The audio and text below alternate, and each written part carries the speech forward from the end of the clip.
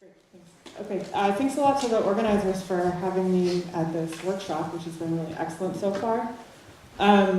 While I think about inflation and CMB a lot of the time, that's not what I'm going to talk about today. I'm going to talk about some work that I've been thinking about recently, which is related to the goals of some of CMB science, which is measuring the neutrino mass, but in the context of large-scale structure and the late-time nonlinear gravitational evolution. So this is work that goes back to some ideas and things that I've been thinking about for a few years, and I've gratefully acquired a few collaborators along the way who I want to just mention. I'm sure Wayne Hu doesn't need an introduction, but the leaders of some of these recent projects, in particular the simulations, are two really excellent postdocs, Yin Li and Chiding Chang, who is working with me at Stony Brook and has taken the lead on the last couple of simulations. Results which are in this paper and some work in preparation that I'll discuss. So just for context, we do not know the absolute scale of the neutrino mass. We have lower bounds from neutrino oscillation data that there's one eigenstate which is about 0.01 eV and one eigenstate which is at least as massive as 0.05 eV. We have upper bounds from laboratory experiments on the effective mass of the electron antineutrino, and then upper bounds on the sum of the masses of all three mass eigenstates from cosmology. And the really remarkable thing here is that this is the upper bound on the mass of one effective state here, which is 2 eV, whereas this is the upper bound on the sum of three mass eigenstates. So you can see that cosmology is currently about an order of magnitude better than the lab experiments, and what we hope is that this next generation of experiments, whether they're CMB experiments or large-scale structure experiments, will actually have a positive detection as this upper bound comes down and meets the lower bound here. So this is an exciting thing to be thinking about.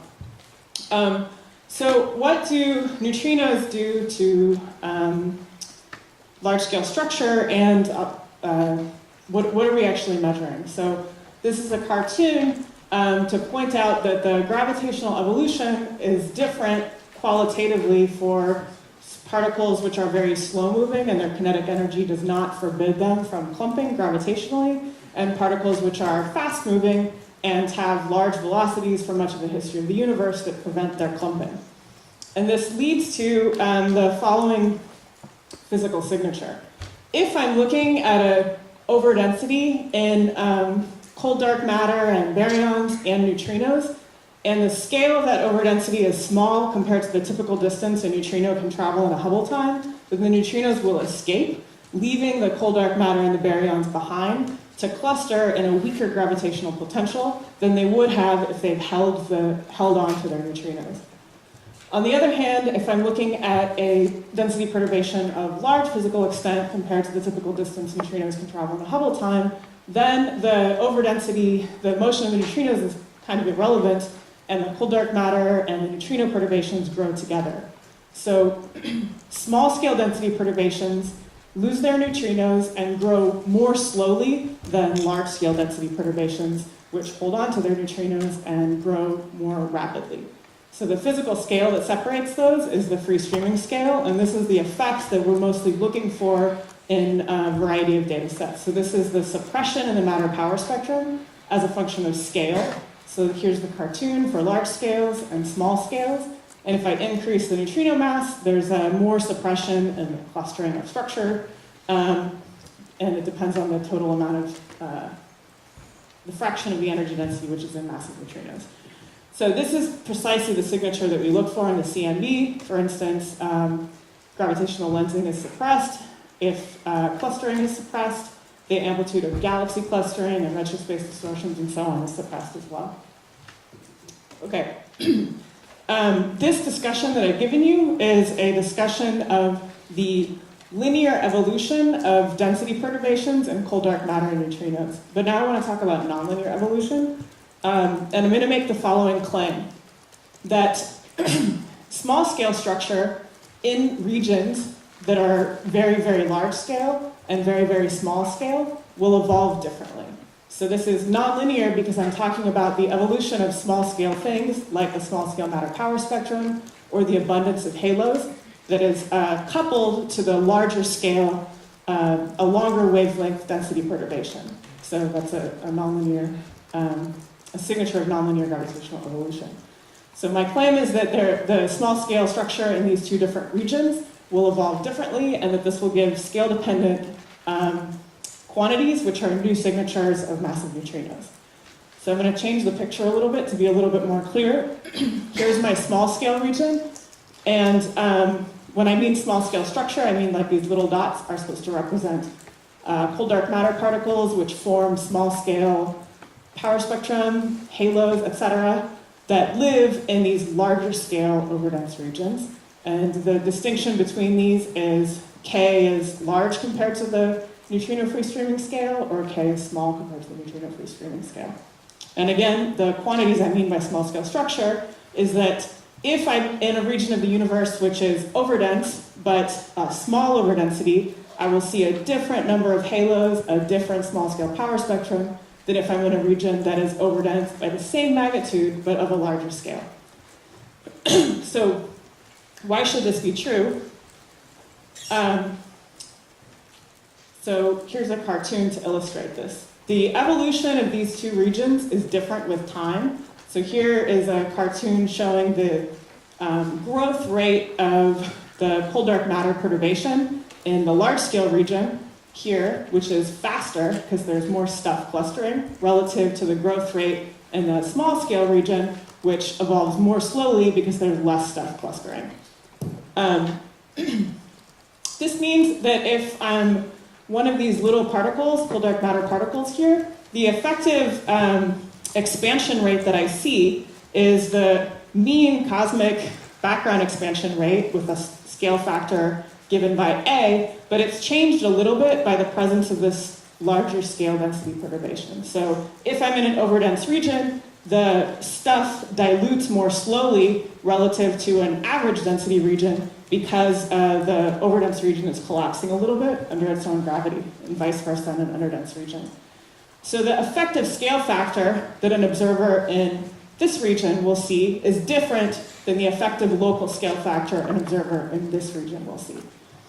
And here I've chosen them to be normalized to the same value at the final time. So the region that grows faster has a different scale factor which is smaller in the past.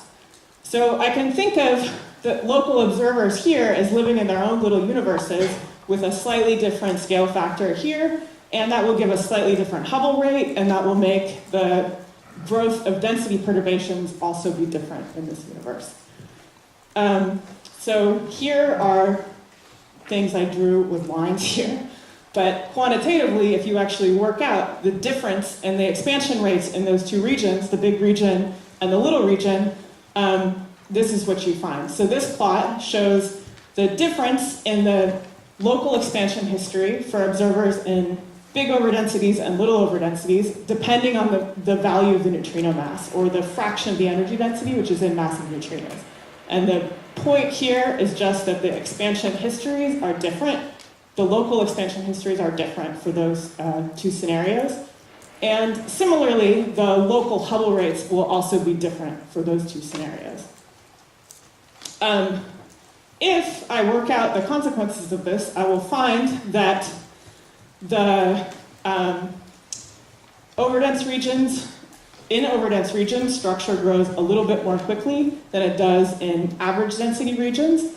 And I can compare how much faster structure grows in overdense regions that are smaller than the neutrino free streaming scale, so evolve more slowly, compared to overdense regions that are larger than the neutrino free streaming scale and evolve, have a different cosmic evolution. And this plot is just to illustrate that there is a distinction in the change in the growth rate of structure for being in these overdense regions.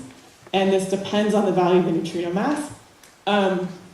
This particular quantity, which I've explained, sounds a little bit abstract, but it is physically related to the squeeze limit matter bispectrum. So somebody who measures the bispectrum and matter perturbations in a particular configuration, that